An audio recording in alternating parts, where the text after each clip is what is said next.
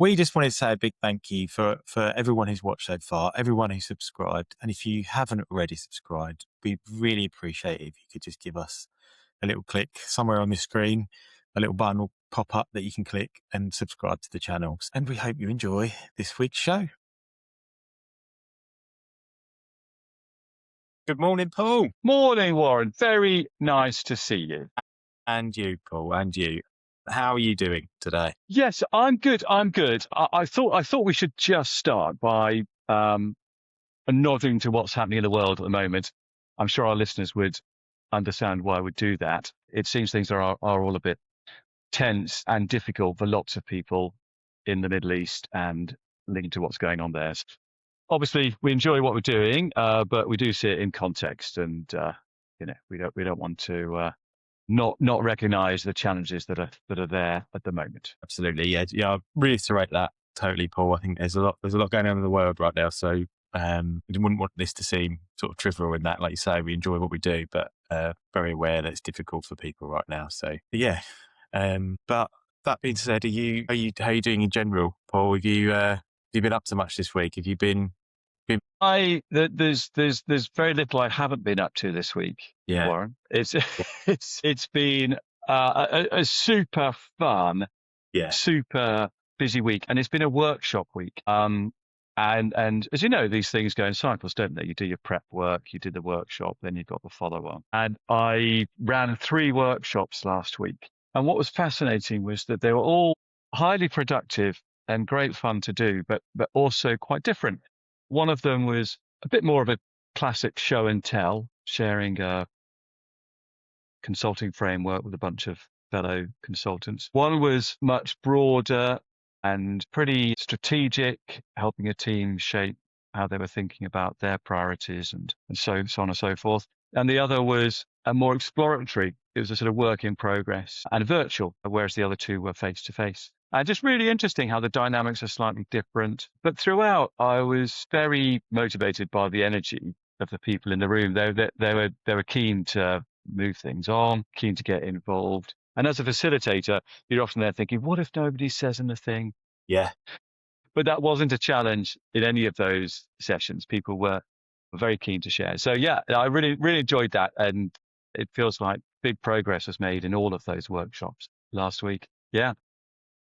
I've been in a lot of workshops lately, as you may remember me saying, and listeners may remember, working with someone external, probably like yourself, who's come in to run the workshop. And actually, I find them really energizing. I haven't done workshops internally for a long time, and just hearing people's thoughts is actually really motivating and really inspiring, actually, because you hear a lot of good stuff and there's stuff you need to improve on, but it just motivates you to do better work, right? I think so. And I think it reflects the fact that we don't often get the chance in a busy day to just have conversations and just think. And so having that protected time is really valuable. And we were saying actually internally, it should almost be part of the kind of system of work that you have something where you are connected with people like that every year and just kind of checking in on whatever it is you might be doing at that point, but just a check in on how things are running in a way that's more around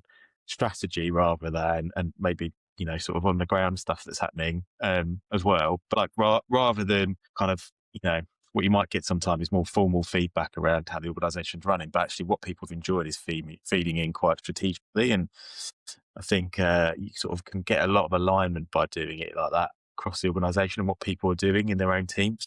I think making space for these things is really important. It's actually really made me think that, actually, as we've gone through.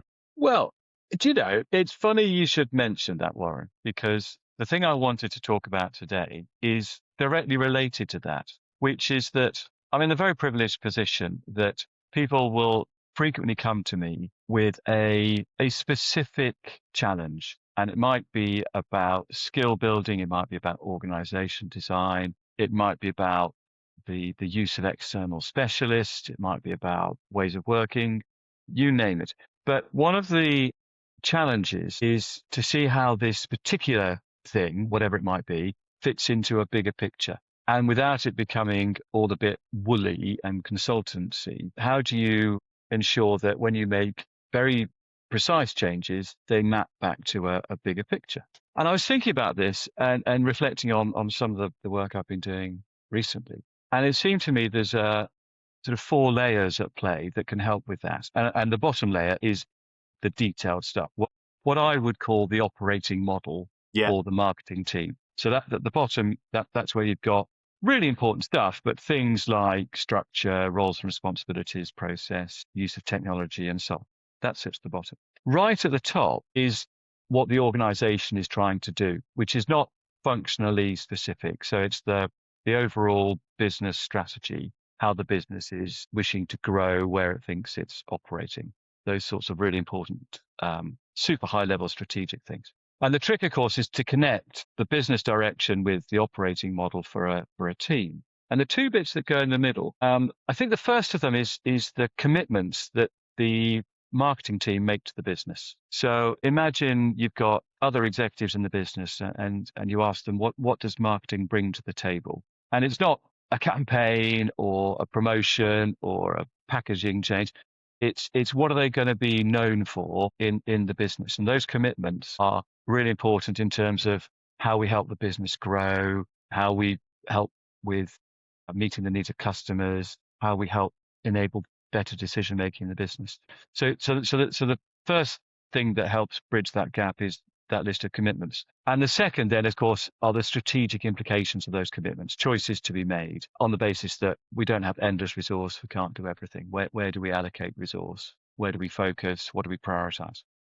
And that's a nice little framework. So you go from business direction into marketing team commitments, into marketing team strategy and resource allocation, and then into operating model. And that sort of discipline is the sort of thing I think senior marketing teams could very usefully do once a year. Yeah. And then, of course, relate it back in a meaningful way to their teams so that everybody feels that there's a regular review of the direction that's being driven. So, yeah, I thought that was really, really, really interesting. Does that, how does that sound to you? Yeah, it's very pertinent to me. That. And my question, and I agree, I think that makes complete sense. I wonder the nuances within the middle bit. Is it about, does it depend on an organisation's understanding of what a marketing team does? To do that, is there a job for senior marketing teams to prove the value of where they offer their support and what that commitment is, therefore, before you get to that point where you're saying, these are the things we commit to? There's almost a working, it's dependent on each organisation, right? There'll be different levels of kind of. I think you're dead right. I think the commitments are only useful if the business agrees with them. Yeah. And there's a little bit of chicken and egg, but I think the flow for me probably goes, here's what the business wants to do. Here's what marketing believes it needs to commit to achieve that. Then that is shared back with the business, the senior leadership team, to say, are those the right commitments that we should be making? And if the business agrees, then you've got alignment. And then I think it's up to marketing to then demonstrate they can deliver against those commitments. And that's where the demonstration of value piece comes in. Yeah, that makes complete sense. And I agree. And also, doesn't that just, if you've got that framework, that then I feel like empowers more of people on the ground doing the work to then come up with the solutions and pick the right things that are going to achieve what the strategy at the top is trying to do, right? So people feel more empowered that they are supporting the bigger vision of the organisation or the bigger. Yeah, I think they feel empowered. I think they feel motivated. And also, as leaders, one knows that the team are likely to be making good choices because inevitably they will get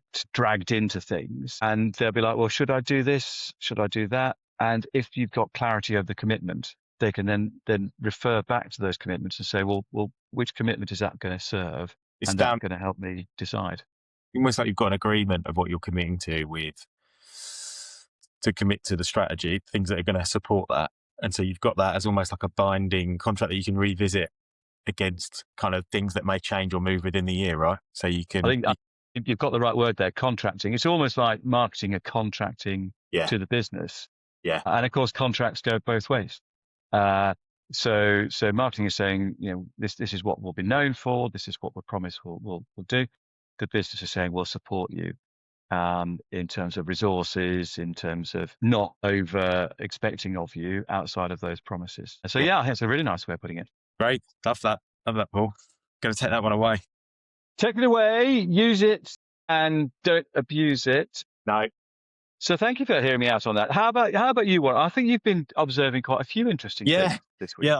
I've been kind of bombarding you on WhatsApp, haven't I, about various things going on. There's been a lot going on, I think, in the sort of marketing world over the last week, or actually maybe not just the marketing world, but business. So I think that maybe linked to this a little bit. Maybe they all cross paths, these things. But the founder of Twitter, who now runs a company called Block, Jack Dorsey, it's kind of more to get your reflections on this, Paul, because we talk about this a lot, don't we? They've just cut half their workforce because they think the capability of AI can do a lot of what the kind of the staff could do, basically. And so actually you need fewer people, but more kind of capable people to operate the AI that could do far more work and be far more productive. So they've just cut their workforce, and he thinks that more companies will be doing this over the next 18 months, 2 years, which is quite stark, isn't it? When you think about it, that feels like a massive change. And already you're kind of seeing people talking about unemployment levels in the UK, aren't you? Especially young people at the moment, which is not maybe because of AI yet, but various reasons for that. But you just wonder the implications of that. And actually, is it the right thing? But what are we losing by losing these people? And what are we gaining by gaining the AI? It's a question that I've got running through my head at the moment that I know the answer. Any of us probably know the answer to, but I'm interested to hear your reflections on it. Yeah, I think that's fascinating. I can see why one could look at that news and be concerned by it, because there are people doing the roles that it sounds like have gone, and the question is what happens to them. But I can also see the macro sense in let's try and make people's jobs better. Let's try and make their working lives better. Let's elevate everybody's work to be as interesting and as fulfilling as it possibly can be. And I personally think that AI used well makes that a stronger possibility. It means we can accelerate the pace with which we make people's working lives and lives more broadly better. But of course, you've got to provide support for people who in the short term might get caught up in that and might have challenges transitioning from today's world of work to tomorrow's. So there isn't an easy answer, but I don't think one can resist the march of progress. Not because progress is always right in its own terms, but because genuinely I do think it will make people's lives richer and more fulfilling. Yeah. But we just need to support people as we go through that change. Transition. So you do a lot of work in trying to upskill people in the kind of AI tech arena and how that applies to roles. But is everyone ready? I feel like, you've been talking about it for a while, Paul, but is there all these other organisations doing enough? Again, this touches on what we spoke about last week in regard to upskilling and making sure marketers have got the right skills for their job now and in the future. Is enough being done? I suppose it's hard to answer that. Probably in pockets, right? It's being done, but maybe not everywhere. And so there's probably a job for everyone to make sure that they're doing enough to keep up with this stuff. Yes, I've spoken to quite a number of people about this across a range of different organisations over the last few weeks, and of course plenty of times before that. But I've got quite recent experience of listening to people talk about their use of AI, and I'm sure that firms are not doing enough.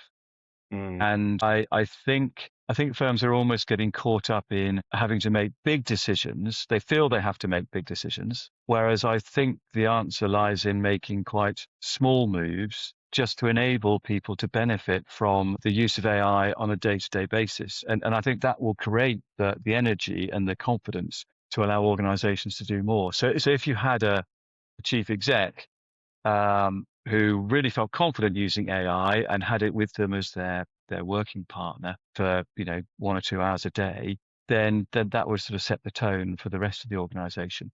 But I don't see that. And what I see is people having limited access to tools, which are not always the best, having training which is focused on compliance and risk reduction, and frankly, just feeling that generative AI doesn't deliver what they were promised because they haven't been given the guidance to use it as a conversational partner as opposed to a sort of glorified search engine. Yeah. And actually, going back to one of your previous acronyms, SPAM, I used that internally the other day, actually, because I feel like it covers the key areas where you should be thinking about these things. And there will be different levels of maturity across those 4 areas, just to remind people: systems, people, agency, and meetings. I've got Well that right. done. Well Yeah. done. Good memory, yeah. But I use that now because it is a handy kind of way of thinking of where it applies across these different areas and where you should be thinking you need to up different levels of maturity potentially, or making sure that you've got access to all the things you need to be on top of things. So yeah, We may need to produce the T-shirt. yeah, We need more spam in our lives or something along those yeah. lines. Maybe maybe that's it. Maybe we could add that to we could add a little shop to the YouTube channel and sell some t-shirts, couldn't we? I don't know if that. And I suppose linked to that, I've seen a few other things. Someone sent me something and I sent it to you, didn't I? I don't know what I think about this and how it applies to marketing. Maybe it's more in the creator space and people's own kind of IP around, their intellectual property around what they look like and what they represent, their own individual kind of brand, I suppose, and their kind of appearance. Is that I saw this clip of Matthew McConaughey and Timothy Chalamet talking about in Hollywood how Matthew McConaughey was basically saying AI is here. And so the industry itself is going to have to wake up to that. There's no changing it. And so the only thing you can do is make sure that you own you. And so no one else can use your image or your image within the kind of industry without your permission. So people couldn't come off and clone kind of Matthew McConaughey's image and use that in a film without his permission, essentially, or somewhere else. Because there has been examples of that, right, across not just in the film industry, but in other spaces where people's image had been used in places. So, and I just thought that is something maybe people are going to have to think about. And I'm not just thinking in the kind of Hollywood, but in the creator space potentially, where you've got kind of quite well known or even micro influencers or micro creators who've got smaller followings. So you do wonder about whether, and I don't know how it works actually, Paul. How do you get IP around your own kind of image, I suppose? But yeah, it's something that I think people have to think about if they want to own Yeah, this. I agree. Obviously, it's something we'll need to think about soon Yeah. as our reputation spreads. I suppose, and I don't know the answer, you would have seen when you post an image on LinkedIn or when you use an image generated from Copilot or ChatGPT, you now get a little logo, don't you, in the corner that says it's generated by artificial intelligence. I know that's not the full answer to your question, but it sort of indicates where we might be going, sort of watermarks and that sort of thing might be the longer term. But I'm sure people are looking at this and I recognize the challenge. Yeah. Yeah, I agree. I think gonna pose some interesting questions over the next few years, isn't it? But anyway, what are you planning next week, Paul? What have you got you up to? Lots happening over the next week. The one thing which stands out for me, which I'm really looking forward to, is I mentioned previously, I've been doing a lot of work around brand positioning and getting the thinking right prior to delivering some webinars on the topic. And having got the thinking right, it's now a question of how do you distill that thinking into a webinar? And the answer is you can't. There's too much thinking to distill into a 1-hour webinar. So I've been thinking about how can less be more, and part of that is about really distilling the content down to its core ingredients that can be shared in an engaging way. And the other part is creating the learning journey. So creating a bit of a prompt before the sessions themselves, then having the session as a bit of a highlight, and then following up with a fuller resource that people can explore at their leisure to get into the depths of brand positioning. So I'm really enjoying that process of taking the sort of theory book and making it into a practical learning journey around the topic of brand positioning. And it's going to be a dress rehearsal on Friday. So I'll be putting my brand positioning cape on and running through running to see how that goes. So yeah, that's my week ahead. We've got our YouTube thumbnail ready for next week. Paul in a kind of superhero costume with brand positioning on his cape. There you go. Yes, the brand positioner or something. I don't know what the superhero name might be. I'll have to research that. How about you, Warren? What have you got planned? You know what? Not to sound boring or like copying you, Paul, but it's not dissimilar to you. Yeah, there's a lot of talk around mentioned this last week, but language and like having really clear definitions on what certain things mean, because we as marketers can fall into the trap of using phrases that people can apply different definitions to sometimes. So positioning is probably a really good example of where without a clear definition of what that means for people and how it's applied in the sort of marketing brand world, it can be a little bit confusing, or people might come with different interpretations of what that means. So I'm kind of exploring a little bit of how we kind of loosen or make things easier for people to understand, so that people will understand the value of what we're offering as well as a marketing team. So I think not dissimilar to what you've been chatting about, Paul. So we should probably have an offline chat at some point about both our discussions. Let's do it. Look forward to Yeah. it. Yeah. Sounds good. Well, have a good week. And You too. you're back here next week. I won't say the time because we're on a podcast. So, but I'll see you back here next week. Thanks, buddy. Have a good one. And you. Bye.